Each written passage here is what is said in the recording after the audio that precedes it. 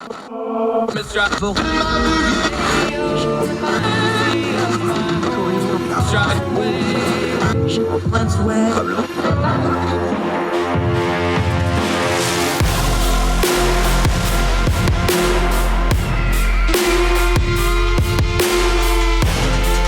your host, Andrew Donaldson. This is Heard Tell. Heard Tell Show. It's Andrew Donaldson. Thank you so much for joining us. Welcome to March, folks. March the 1st. February is done. It's in the books. Spring's right around the corner. Hang in there. We're just about there. Lots going on in the world. We're going to try to turn down the noise on some important issues today. We're going to talk about some of the charity giving that's going on in Ukraine, how to avoid some of the really nasty, ugly stuff out there, how to avoid the scams, what to look for, because we're in this frame of mind where we just throw money at everything. So if you want to give money to Ukraine, we're going to talk about a good way to do this, but this is universal advice that applies to anything, politics, campaigns, fundraisers, good way to sort through charity giving. We'll talk about that in a little bit.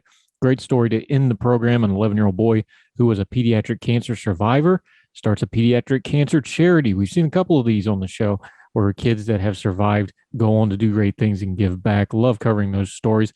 Also, we're going to talk about some of the performative parts of the Ukraine crisis. A lot of serious business going over there. We're going to start the show off talking about it. But folks in America got a little time on their hands. They get silly. They get performative. They start doing things like banning vodka and banning Moscow Mules.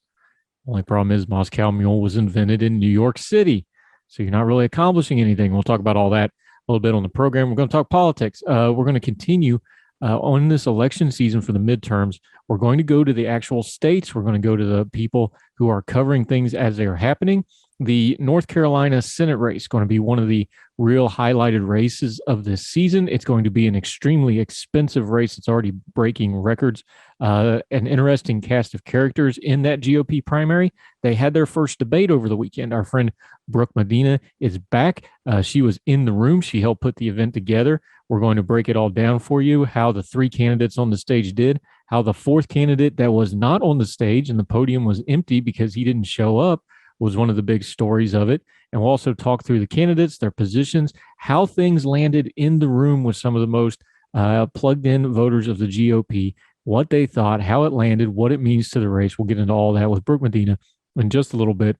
First, we're going to start more Russia and Ukraine. We just can't get away from the story. Russia is now committing out-and-out war crimes.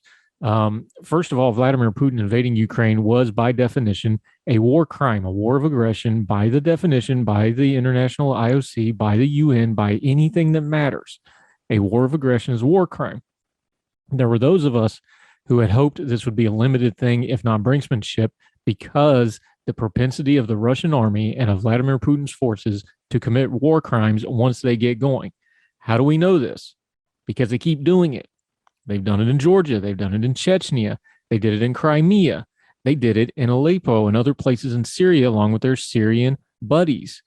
They leveled a city in Aleppo in Syria, multi-million of people that live there, and they reduced the entire city almost to rubble. But we didn't care about that for some reason. We didn't really talk about it that much. It didn't make a lot of news in the Western outlets. We'll talk about why that is some other time. But it was Russia and their mercenaries and their military advisors helping the Syrians do that. They've done it in Georgia. They've done it in other places. Anywhere the Soviet military goes, bad stuff happens to innocent people. So we knew once they went into Ukraine in force, it was a matter of time before it started happening there. And now we have all the reports in the world that it is happening. Indiscriminate fire, artillery fire, rocket attacks, all kinds of bad stuff is going on in Ukraine now.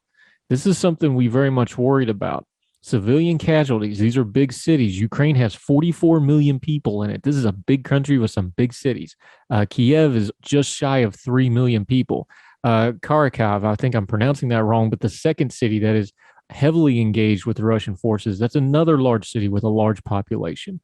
The question has always been, if Vladimir Putin doesn't get his way militarily somewhat quickly, if he does not get his way with a quick victory, then what?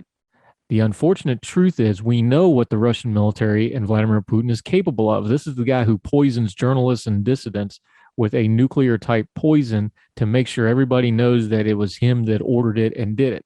This is the guy in Vladimir Putin who will just straight up have dissidents and dissenters, political opponents, shot on bridges in broad daylight just to make sure everybody knows that he did it. And that's not counting all the little people that don't have names that just tend to disappear. These are very bad actors. For that matter, now that he's invaded Ukraine, the name Vladimir Putin should never be uttered without the word war criminal attached before, after, or in the middle as a nice little nickname, because that's what he is. He was already that, but now we have enough proof that nobody could ever deny it, and they can't argue the point anymore. The mask is fully off. And now in Ukraine, the Ukrainian people are going to pay for it. If he doesn't get his way, if they cannot get a quick victory, and the Ukrainians have held out so far, even though a lot of the Russian military hasn't gotten into the battle yet because their logistics suck so bad, but we've already covered that. What are they going to do? Is he going to order the indiscriminate fire into these cities? Are they going to level cities to try to get a victory here? Are they really going to kill scores and scores of civilians? History tells us the Russian military is more than capable of doing it. History tells us that Vladimir Putin is more than capable of ordering it. And we know that the Ukrainians may not have a choice, because the ugly reality of war is if you're fighting an insurrection against an invading force, rubble's a lot easier to defend than a city is. That's a harsh truth people don't want to deal with, and it's something we don't want to see and pray doesn't happen. But the Russians are already showing signs that they're going to have indiscriminate artillery fire, rocket fire, and other methods right into these cities, right into the heart of the population, where innocent people live, where innocent people work, where people who could not get out and could not leave are going to be trapped. Now, we've talked about the heroism of the Ukrainian people, how they're arming people, just regular people, taking up arms to defend their cities. This is what they're facing. A Russian military that's got a lot of pride on the line, a leader in Vladimir Putin who cannot lose a war and lose face and lose his positioning.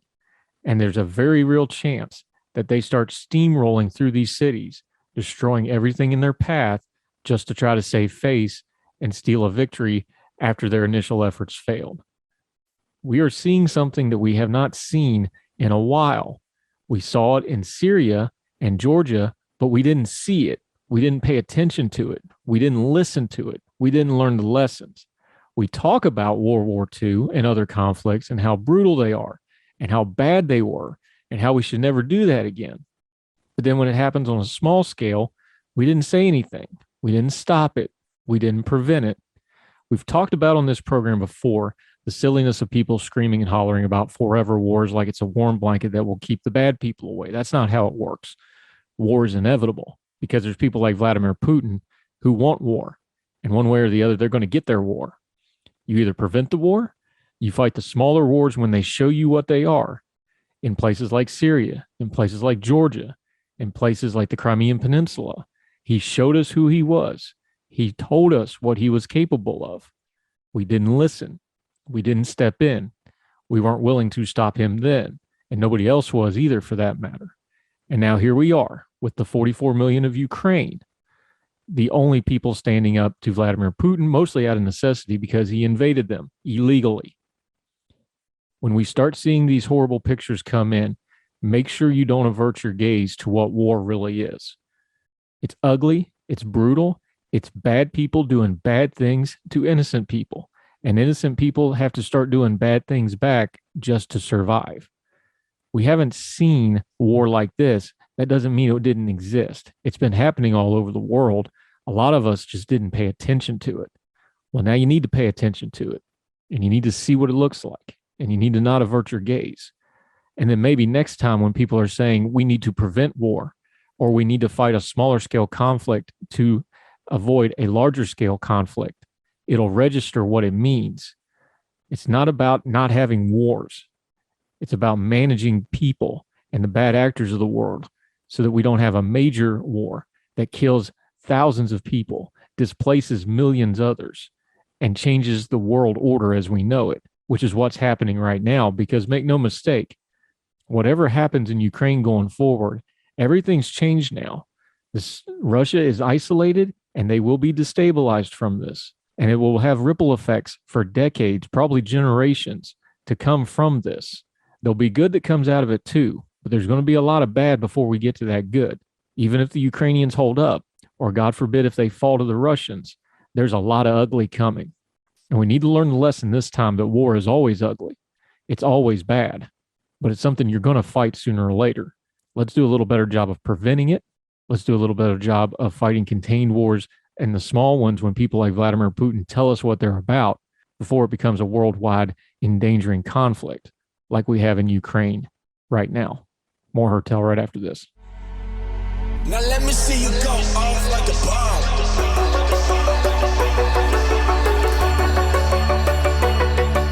bomb. Welcome back to Hertel. Now, we've been talking a lot about Ukraine and Russia because it's the biggest story in the globe. We have a war of aggression for the first time in a long, long time of this scale. But it's also brought out the silliness, and we need to direct that a little bit because our thing here is we turn down the noise cycle news. We are doing the freedom fries thing again. If you don't remember back during other times, there's been silliness like during the war on terror when we first went into Iraq, France opposed us. So we're going to have freedom fries instead of French fries and silliness like this. This is all performative nonsense. Our buddy Cooper, who has been on this program before, On Air Coop, Dale Cooper from WCHS in West Virginia, he had a great tweet. People are banning Russian vodka. They want it off their distributor shelves. Now, first of all, if you're demanding the removal of them from a distributor, you're telling me you don't understand how distribution works. That's not hurting the Russians any.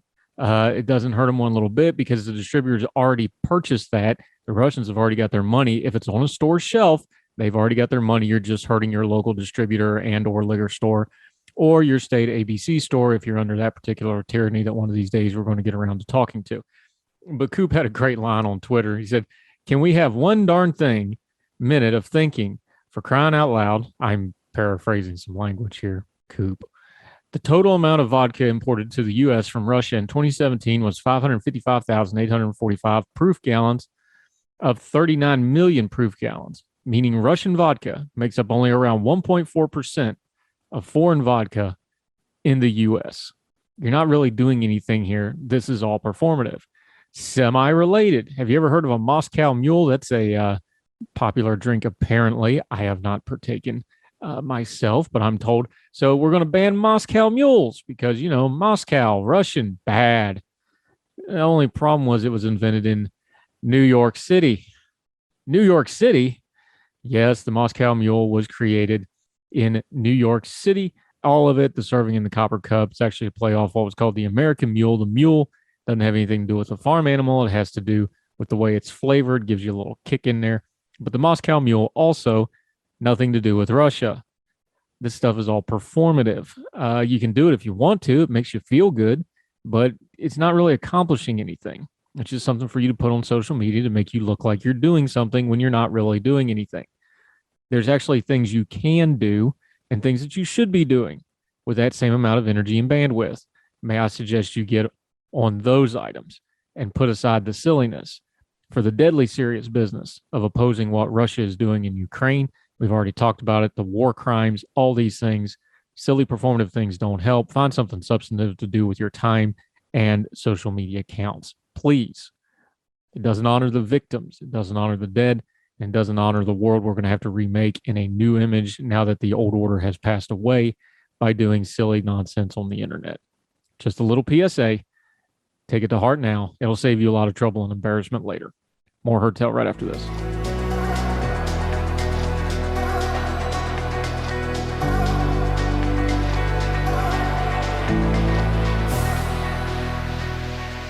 Welcome back to Hertel. She is back. As you can see, if you're watching on YouTube, Brooke Medina, our good friend, she does public relations for the John Locke Foundation. But more importantly, over the weekend, she was there as part of the first North Carolina U.S. Senate GOP primary debate happened. Full disclosure, I was actually supposed to be there, and I had a family issue come up. So what did I miss?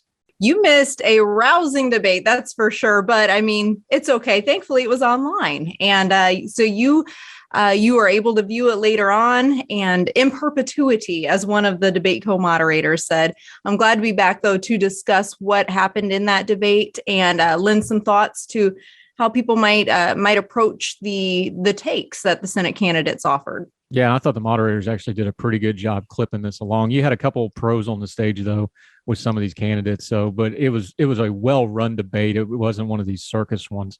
I thought they covered a lot, but it did get heated in a couple of places. We'll talk about that. Let's start big picture though. One of the reasons we do this, the way we're covering elections on Heard Tell this year, we talk to people there in the rooms in the states. We have Senator Burr, who's been there for a long time. He is resigning, retiring, I guess you could say, a little bit of a scandal with some insider trading and that sort of thing, not seeking reelection. What's the overall mood here looking at this Senate seat? Because it is one of the premier ones on the task. People think this is a high dollar one. There is a understanding people think the Republicans will hold this seat. What is your overall view of the race, though? Yeah, I think that people on either side of the aisle should not take anything for granted as it pertains to this race. It will be one of the most expensive races, Senate races, but we know that money doesn't actually win elections. So we've seen this in Virginia. We've seen it also here in North Carolina with various statewide races, and money is no guarantee necessarily. However, I think this debate or this race is going to become increasingly contentious, unfortunately, but such as politics in 2022 in the United States. There's a lot riding on this debate or this race. Excuse me, I'm in debate mode still, but referring to the broader race, there's a lot riding on it, of course, including the control of the Senate. Yeah, and this particular debate started out interesting just in the format of it because we had 4 podiums, but we only had 3 candidates. Ted Budd, who is running, he was down at CPAC and elected not to come back. Now, Representative Walker did go to CPAC and made the trip back both. How did that land in the room? We know what it looks like to us, but you were in the room with the other people. Obviously, it was brought up by the other candidates, but how did that land with folks? Yeah, I don't think North Carolina voters were very forgiving of Ted Budd for bailing on this debate. He had been invited with plenty of advance notice. We kept a podium up there for him in the event that he did show up. Just like Congressman Walker, he was there at CPAC, and he could have come to North Carolina to engage, but chose not to. He decided to watch on Facebook instead. Yeah. Now, Bud is interesting because we were just talking yesterday with our friend from Ohio, where Donald Trump has not endorsed anybody, and it's kind of become the feeding frenzy for the people that want it. North Carolina is the opposite. He endorsed Ted Budd really, really early. In fact, I remember doing radio on Big Talker the Monday after, and one of the county reps was in studio with us. This is a diehard Trump guy, by the way. And he's like, no, that's not an official endorsement. He didn't tell us that. Like, he really threw everybody for a loop with the Ted Budd endorsement. But then since then, Ted Budd has a bunch of Club for Growth ads and not a whole lot else. He's not really running a campaign that anybody can tell other than saying, I got endorsed by Trump. And then when you do something like this, we have a narrative forming here by Ted Budd's own hand of, I've got an endorsement, but I'm not really running much of a Senate race in the way we understand to win the state of North Carolina, do we? Yeah, it's strange that they have chosen to sort of hide from the debate. And I think it stands in stark contrast to the candidates that actually chose to attend this debate. And I know the Budd campaign is stating that they just chose to wait until filing was closed before engaging in a debate. And that's certainly within their right to do. But just thinking as a communications professional, optically, I think that was an unwise choice, because if you have really good ideas that you want to ensure are getting in front of as many voter eyes as possible, particularly these GOP primary voters, this was an excellent opportunity to do that. This goes, though, to the broader issue related to Trump endorsements. Our polling, which we do public opinion polling here at the John Locke Foundation, is called the Civitas poll. We recently did a statewide poll where 49% of GOP likely primary voters told us we are more likely to vote for the Trump-backed candidate in the Senate race. But a lot of them, almost half of them, didn't even know Ted Budd was that candidate. And so that speaks to the Budd campaigns, I would say, their lack of actually even, highlighting this Trump endorsement effectively. Yeah. And you mentioned Walker. He's the opposite of this. He was a representative. He was actually in Republican leadership in Congress, basically got redistricted out of his seat up in the Greensboro area. He's been the opposite, though. He's going to all the small functions. He's doing local radio. He's doing local media. He's going to Pig Pickens, what he could with the COVID stuff. But just for an example, he's doing all that traditional small campaigning stuff. Yeah. He's been all over the state. He's doing local media. He's been the anti-Bud. How did it come across when he actually got on the stage with some of the better known names like Pat McCrory and such? How did he land in the room? Yeah, actually, I think he landed very well in the room. He came across, despite the fact that he repeatedly referred to just, his record in Washington. And so there were a couple of other candidates, particularly Marjorie Eastman, who tried to juxtapose themselves as being an outsider and not within Washington. But Mark Walker doubled down on his record in Washington, stating that he was very proud of it. And I think, honestly, from what I could tell reading the room, that resonated well with the audience. Not because they weren't associating him with a swamp-like creature when people talk about Washington politicians. They were associating him with a principled politician who was getting things done in Washington. So as far as my read could go, and after talking with people who were there in the debate room, asking them, who do you think won this debate? There were a couple of people that did state that they thought Marker won this one. Do you think Walker gets credit? Because this is, to be clear, this is part of a larger conference. This is a very engaged, politically savvy audience for this debate. Did you get the sense that he's getting extra credit points because of the way he's running a campaign, especially contrasted to Ted Budd, who isn't really campaigning in a traditional sense, and on top of it, no-showed the debate?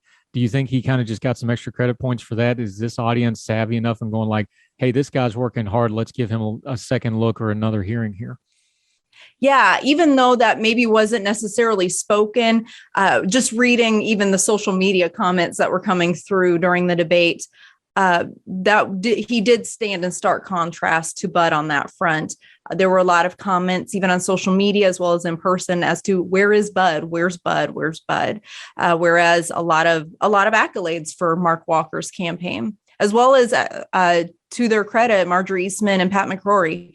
Both of them, there were certainly people that you could tell were rallying around each of these different candidates. And then I would say those who were inclined to support Bud or probably do support Bud, I think they were just disappointed that he wasn't there. Yeah, before we move on to the other candidates, though, the Trump endorsement, just to put a bow on that part of it, because that's kind of the narrative for this midterm for the Republicans. What do you do about Trump?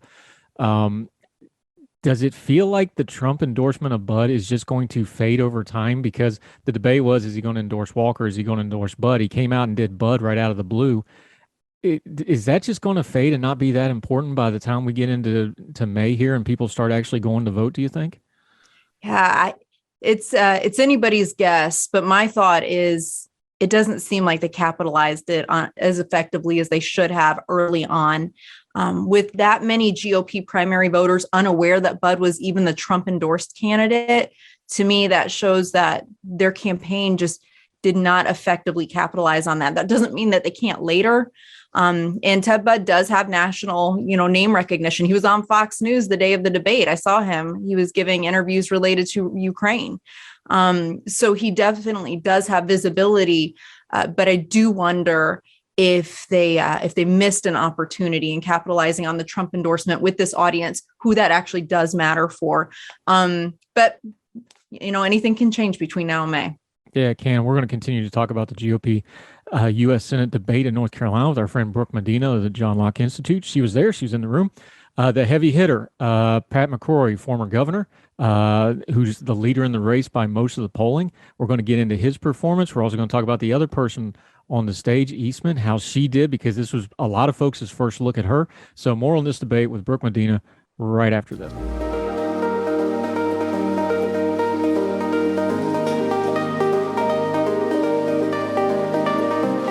Welcome back to Heard Tell. I'm Andrew Donaldson, joined by our good friend Brooke Medina, who was in the room that it happened, or however that line from that musical my kids are always listening to constantly and tell me I should like, and I resist. I'm joking, Hamilton fans. Don't send your hate mail. I know what it is. Let's get to the big gun here. Pat McCrory, former governor. I find him fascinating in this race for this reason.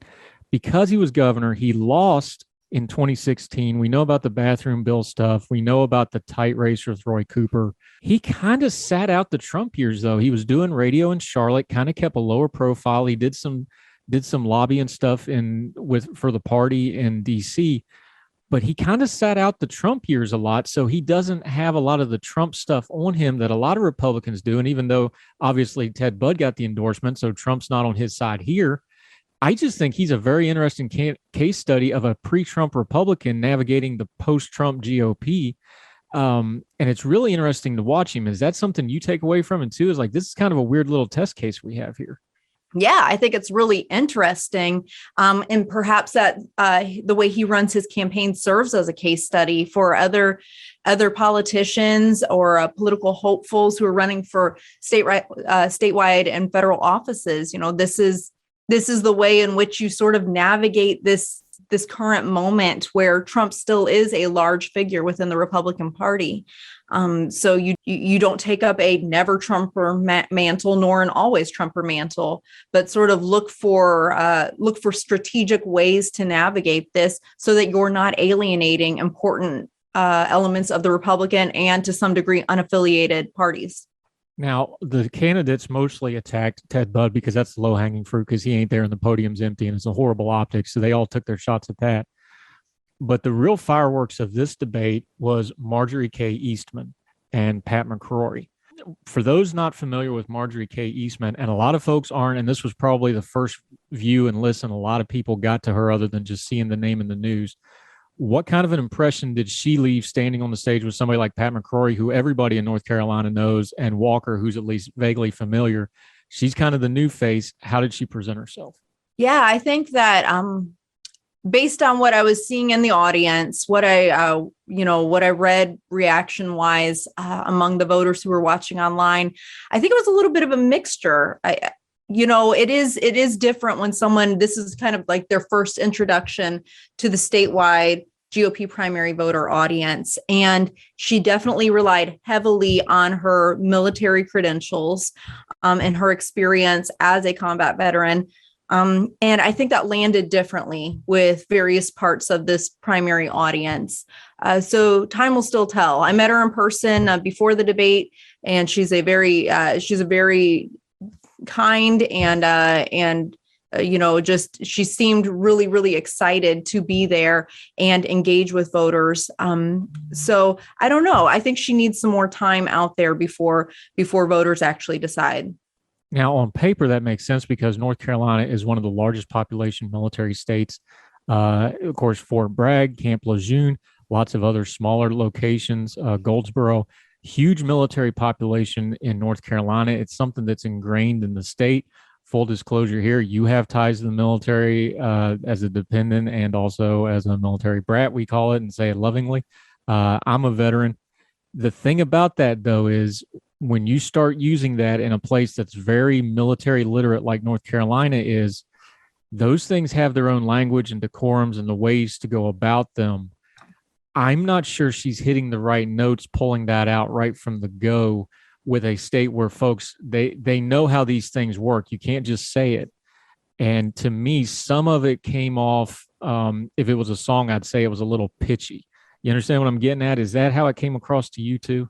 I'm picking up what you're laying down, and I get it. It was repeated so many times, and I think that particularly within the military population, and like you said, North Carolina being comprised of so many veterans and veteran families, there is a way in which to highlight one's service, but it also needs to come across as almost like an understated humility about it, where it's like, yeah, I did serve, and this is why I'm well equipped to govern well. But it's not, a club that we use to bang, the other candidates over the head with. It's just, no, my life is about service. It is about caring for my fellow man.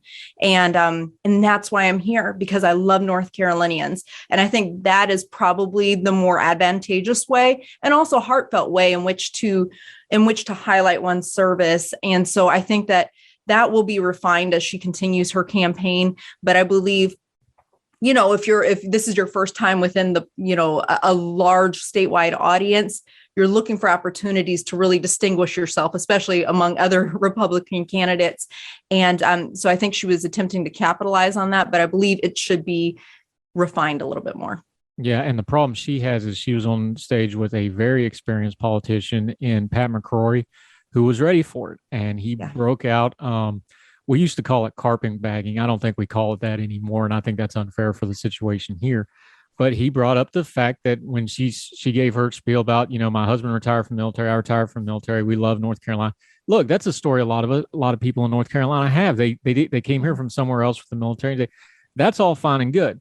Where she ran into a little bit of trouble here is this is a GOP primary, and she had just registered as a GOP member 6 weeks before she filed.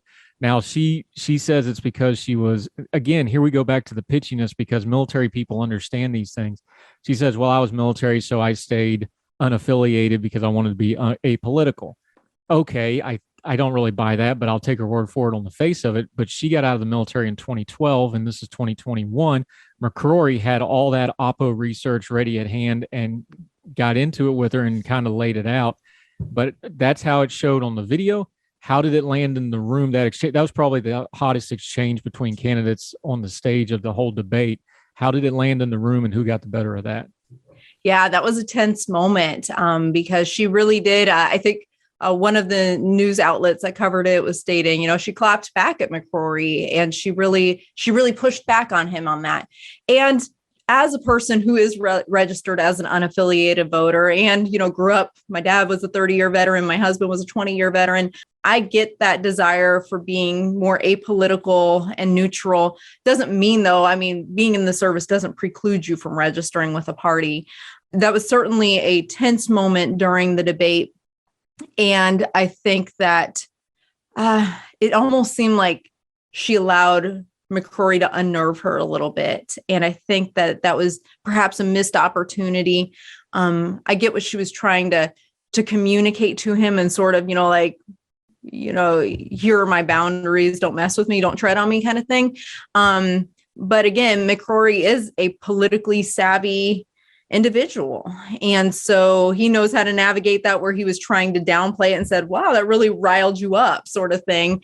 Mark Walker, it was funny though, during this moment, and it actually elicited a laughter from the audience. But as McCrory and Eastman are going back and forth on this, Walker, who is taller than all of the candidates there, he starts like sinking down in his podium and disappears, so that McCrory and Eastman are just facing each other. And so that kind of broke the tension a little bit. But I'm not sure how that landed with the audience. My husband was there. He's a veteran. And he appreciated Eastman's comments and her pushback. And so, and there were other veterans who maybe, I think, pushed back a little bit on that. So who knows? Yeah, and just for the record, I'm unaffiliated too. That's what they call independents in North Carolina. And the fastest growing group of voters in North Carolina, by the way. You do the polling data. You could speak to that some other time. Okay, a couple other points on this real quick. Obviously, this happened over the weekend, so Ukraine was on everybody's mind. I thought everybody kind of handled the Ukraine question pretty uniformly and well. How did it land in the room, and was that on people's minds in this debate? We're not in a real foreign policy way, but this sure seems to have burned through a lot of other stuff, doesn't it? But how did it land in the room, the debate, the candidates, the audience? Was it something that was on people's mind, and how did they react to it?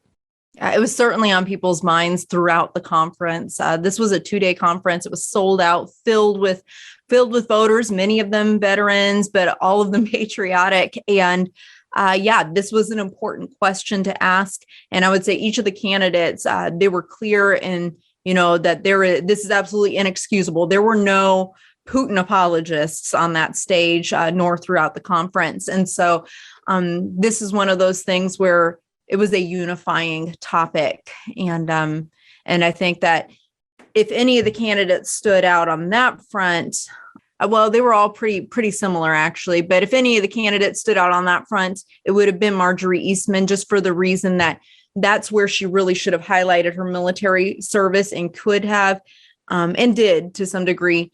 But I think all of them were pretty lockstep with one another on that. Tell us something that maybe didn't make the TV part of the debate, but you're backstage, you're mingling, you're actually helping to run this event. You see the candidates interact with people, you know their handlers and their staffs are with them. What's something that we didn't see but you saw that you think maybe something we ought to know about and should take away from this gathering of the clans of the GOP Senate primary candidates? Oh, wow, that's a good question. I would say, like I mentioned just a little bit earlier, Marjorie Eastman was really warm and kind. It was nice to meet her and her son, and her husband was, I believe, Special Forces service member. So it was nice to meet them as a family and see them in that light.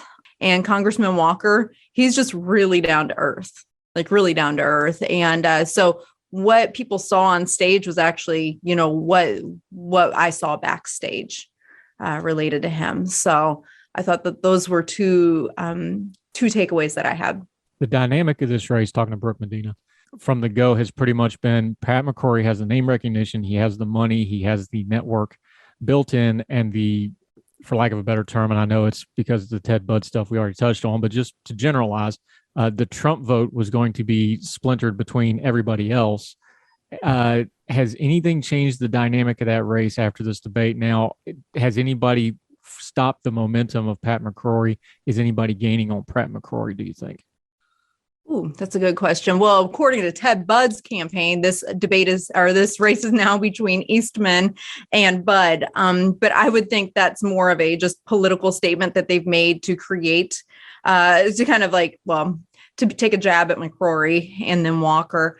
I think that our next poll will be very telling on this. We'll do another poll within a few weeks from now. But to me, it seems that McCrory is probably still pretty secure in being a top contender in this race.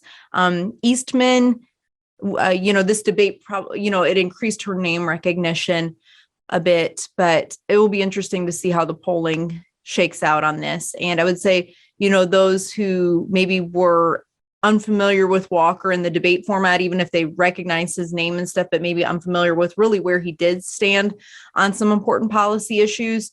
This gave them, it seems to me, a little bit more to go on and inform their vote and contrast him with maybe a McCrory. I mean, just to put a bow on this and wrap it up, talking to Brooke Medina about the NC GOP U.S. Senate debate, the first one.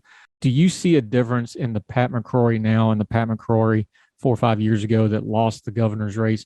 It seems to me he has retooled himself, not in noticeable ways where you could ding him on it, but I do see differences in how he talks, how he communicates.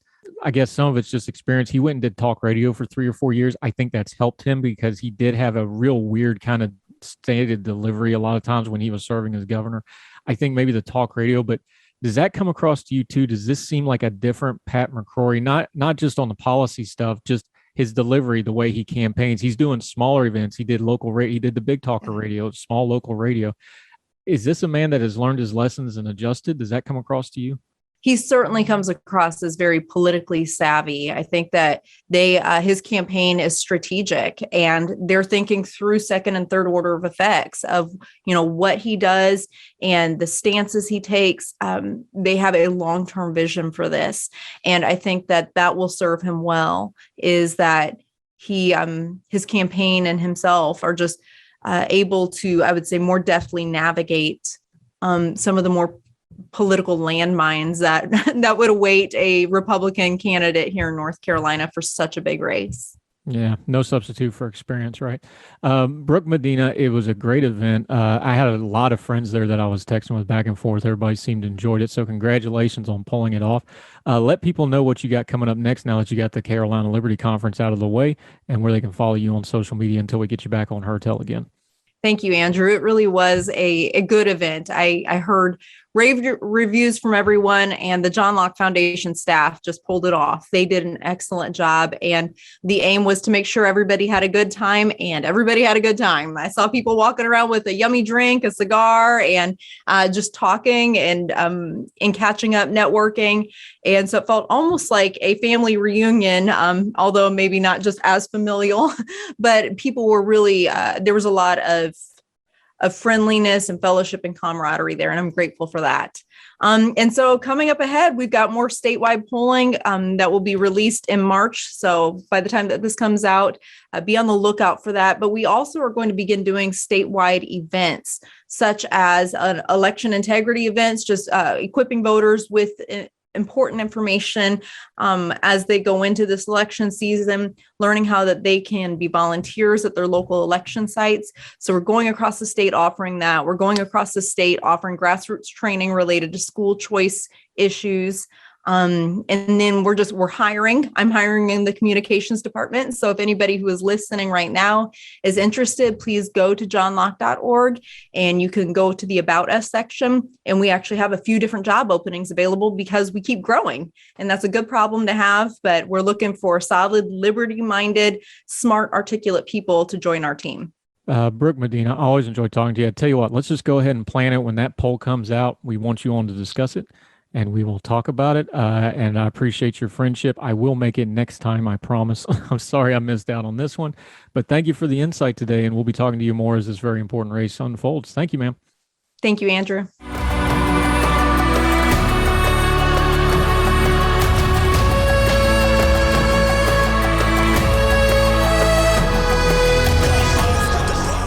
Unfortunately, when we come into certain things that happen worldwide, in this day and age, the first thing we want to do is throw money at it. We talked about this with the trucker stuff up in Canada. Everybody started just slinging money at people without having any idea where it was going, what it was getting used for. My thing was does the demonstration need $9 million or $5 million the second time they tried to do it? We should be more observant of where we're sending our money. So, of course, when the Ukraine thing kicked off, a lot of people just wanted to start firing off money at Ukraine. The only problem is getting money from the U.S. or another country into Ukraine, which is currently having a war, is kind of tough. This is from WWLP, that's 22 News, for those of you keeping track in Chicopee, Massachusetts. Quote, during a time of humanitarian crisis like what we are seeing in Ukraine, one of the best ways to help is through charities. But you'll want to make sure your donations are going to the right hands. Western Massachusetts residents voiced their support for the Ukrainian people during this difficult time. But there are many ways to help. Here's some suggestions. Do your own research. Look into the charity to see if it is experienced in emergency relief in Ukraine. This is the biggest one.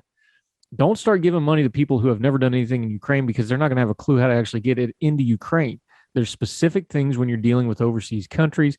There's established charities already in there, already on the ground. They don't have to build up a massive organization to get there, which is going to eat up all the money you're donating. This is a big one. Make sure it's somebody that already knows how to work in that country. Continuing, seeing how that charity is rated, find out what percentage of your donation will go to relief efforts. This is the other really big one. And Upfront Charity will tell you the amount of percentage of all donations that go to their overhead or go to their costs, or they may phrase it a couple different ways.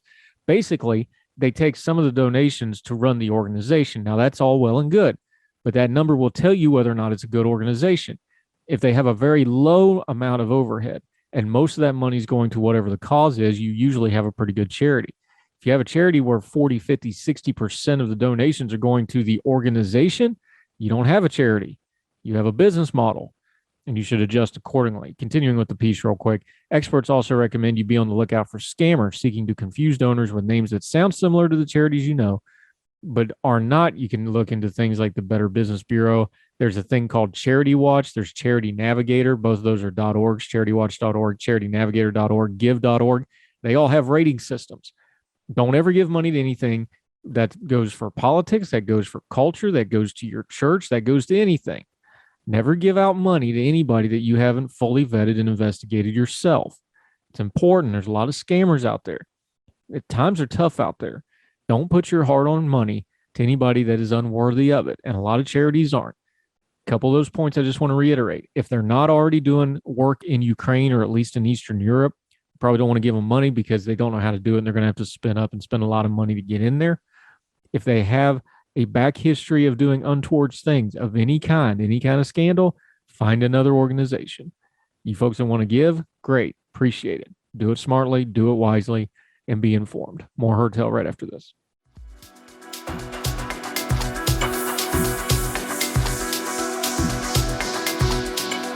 Welcome back to Heard Tell. We always try to end on an uplifting or lighter note. You might need a few tissues for this one, though. but I promise you it's a good story. Fox56.com, 11-year-old Lackawanna County boy honored for his charity work battling pediatric cancer. South Abington Township, Lackawanna County, Wolf, an 11-year-old boy in this county who overcame pediatric cancer, launched a charity dedicated to help others do the same with Matthew's Hope for Miracles. This past Monday, the South Abington Board of Supervisors presented Resolution 2203 to Matthew McDowell, declaring him the Citizen of the Day. There's a picture of him. He's a very cute young man.